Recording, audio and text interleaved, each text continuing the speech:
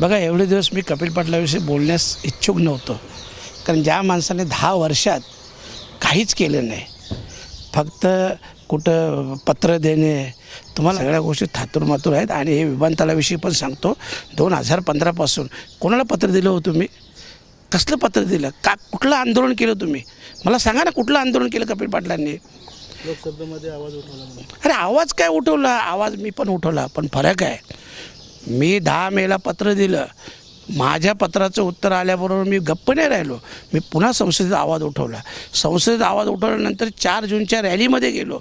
4 जूनच्या रॅलीमध्ये बघितले, हे सगळे महाभाग कोणीच नव्हते. काय कुठून आदेश होता यांना माहिती नाही, पण हे एकही महाभाग नव्हता त्या 4 जूनच्या रॅलीत. परत त्याच्यानंतर मला शंका वाटली, म्हणून मी स्वतः ते 4 व्हीलर गाड्या रॅलींचं आंदोलन केलं. आणि उद्या 3 वाजता आमची कोपरखैरण्याला सगळ्या संघटनांची मिटिंग आहे.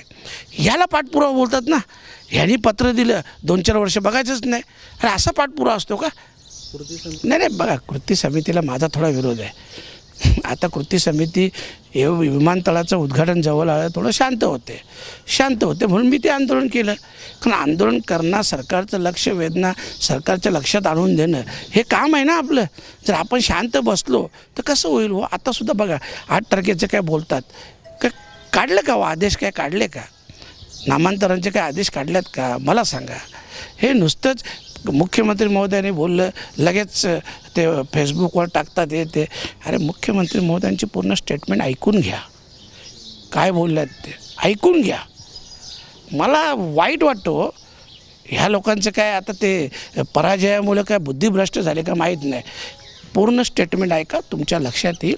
त्यांनी तेच सांगितलं की महाराष्ट्र शासनाने तो प्रस्ताव पाठवलेला आहे आणि केंद्र सरकार त्याच्याबद्दल पॉझिटिव्हली विचार करतो, असं बोलले का? की पंतप्रधान महोदयांनी सांगितलं तेच नाव द्यायचं आहे, गृहमंत्री महोदयांनी सांगितलं तेच नाव द्यायचं, असं बोलले का कुठं मुख्यमंत्री महोदय? सांगा मला एक सांगा, त्याला थांबवलं कोणी? 12 का 24 हजार गाड्या घेऊन जा. अरे मलाही अभिमान वाटेल की माझ्या समाजाचा आणखी एक नेता जागा झाला. नवी मुंबई विमानतळाला दिबा पाटील यांचं नाव देण्याची मागणी 2015ला मी पहिल्यांदा लोकसभेमध्ये केली. त्यानंतर 2018ला किंवा 19ला सर्वपक्षीय कृती दल या ठिकाणी स्थापन झालं आणि त्याचे अध्यक्ष दशरथ पाटील झाले. त्यांच्या नेतृत्वामध्ये अनेक बैठका झाल्या, अनेक आंदोलनं झाली, अनेक शिष्टमंडळ मुख्यमंत्र्यांना भेटली आणि ह्या सगळ्या भूमिपुत्रांच्या दबावामुळे तत्कालीन आघाडी सरकारला घेतलेला निर्णय मागे घ्यावा लागला आणि दिबा पाटील यांचं नाव देण्याची घोषणा त्यांना करावी लागली. अशा 100-200 गाड्या नेऊन जर नावं लागते तर बघायला नको, मी 12,000 गाड्या घेऊन जाईन, एवढी ताकद आहे माझी. पण नाही असं नाही. पण ठीक आहे, कोणी प्रयत्न करत असेल तर त्याचं कौतुक आहे, परंतु बोलताना विचार करून बोललं पाहिजे. या सगळ्यांच्या मेहनतीचा हा आपल्याला मिळणारा रिझल्ट आहे. त्यामध्ये कोणाच्या एकाची मेहनत नाही आहे. आणि त्यांना शाश्वत केलं की राज्य सरकारने दोन्ही सभागृहामध्ये ठराव करून राज्य सरकारच्या माध्यमातून ह्या विमानतळाला दिबा पाटील यांचं नाव देण्याचा प्रस्ताव केंद्र सरकारकडे पाठवला आणि केंद्र सरकारही त्या नावाला सकारात्मक प्रतिसाद केंद्र सरकारने दिलेला आहे. म्हणून लवकरच दिबा पाटील यांचं नाव या विमानतळाला लागेल अशा प्रकारची भूमिका दिल्लीच्या पत्रकारांसमोर सन्माननीय मुख्यमंत्री महोदयांनी मांडलेली आहे. आणि म्हणून हा खऱ्या अर्थाने दिबा पाटील यांचं नाव नवी मुंबई विमानतळाला लागणं हा सर्वपक्षीय कृती दलाचा विजय आहे आणि त्यांनी शाश्वत केलेला आहे की त्यांचंच नाव लागेल.